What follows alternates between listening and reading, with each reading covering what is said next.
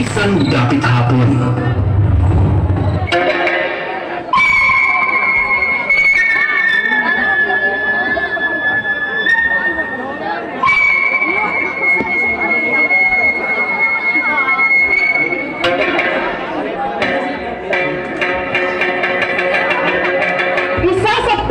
Matibay na kwentong bayan o urban legend sa Pilipinas ang tungkol sa Yamashita Treasure.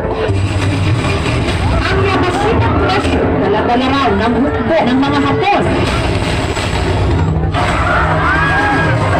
Ang pag-alaman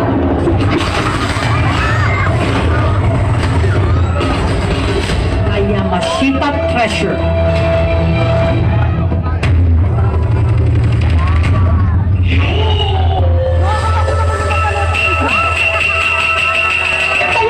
Iniwan daw ng isang general na hapon. Sa pamumuno ni Lieutenant Colonel Yamashita, ibinaon ang mga kayamanan.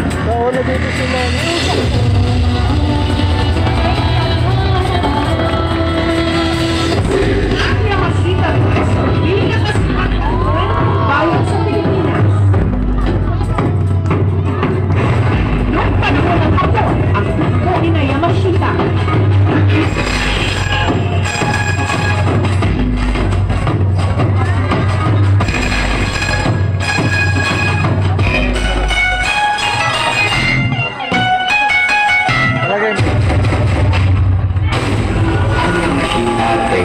Ay isang alamat na kwento patungkol sa mga napakadaming kayamanan na naitago pa ng mga lunes.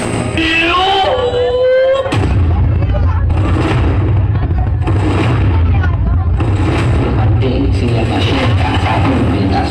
Siya lang nangyayaman sa Silangang Asya.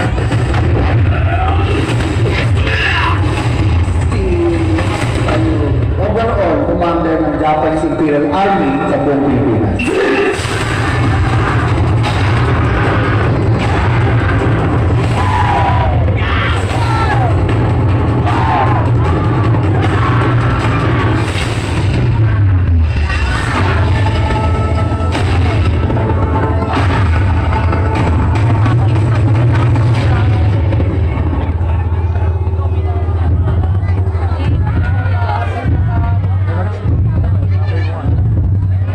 Yamashita Treasure, ang mga kwento sa likod nito.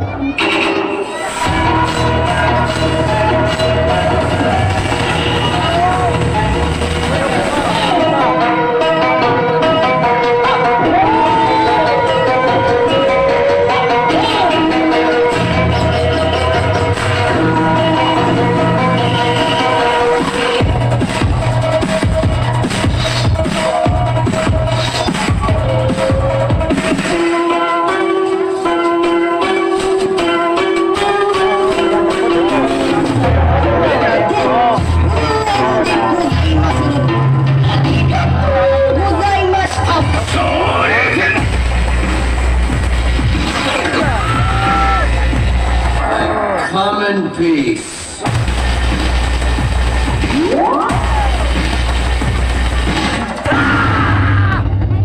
Anong pumapasok sa isip natin kapag nababanggit ang pangalang Yamashita?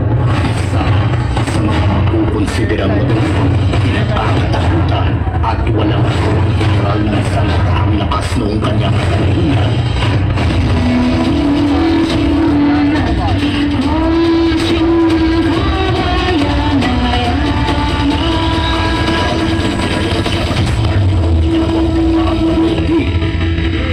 Tumuyuki Yamashita.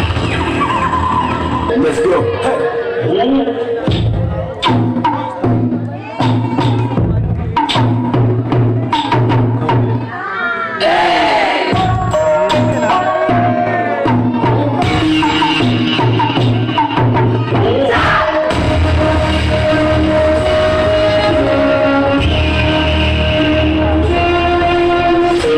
Sa mga hanggang sa Japanese sword.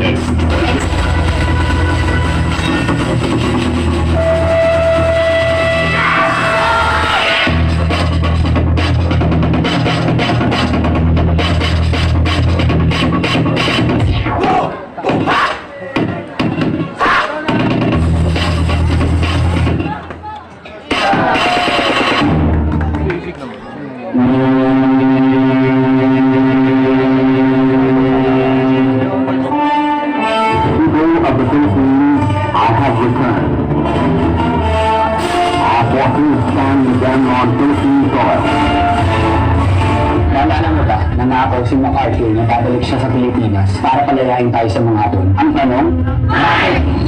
Dahil nag-uusapan niya sila kung kaya niyaman ni Yamashita.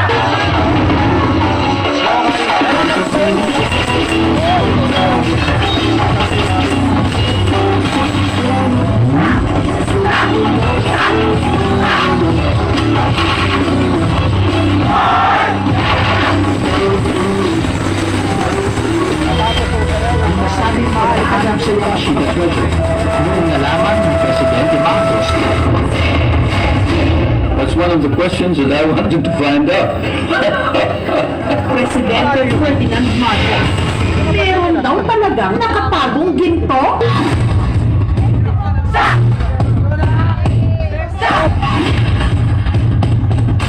Napag-uusapan lang din kasi ang tungkol sa ginto.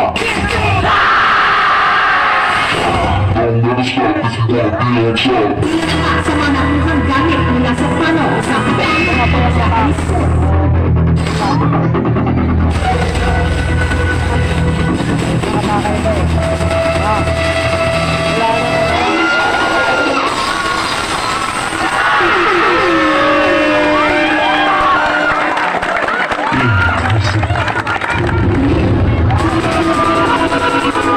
Ito ang kwento ng gintong kayamanan ni Yamashita.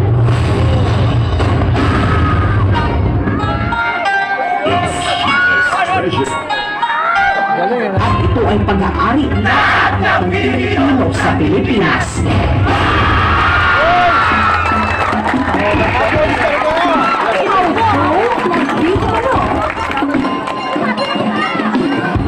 Bawat isa may natataling kwento.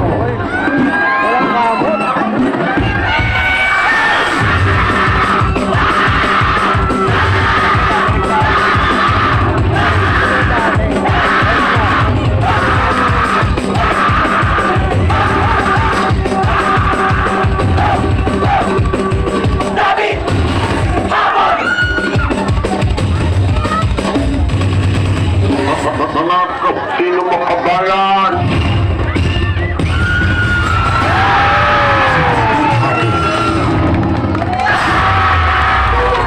Napakayaman at kasaysayan na sana'y pag-ingatan nating mga Pilipino.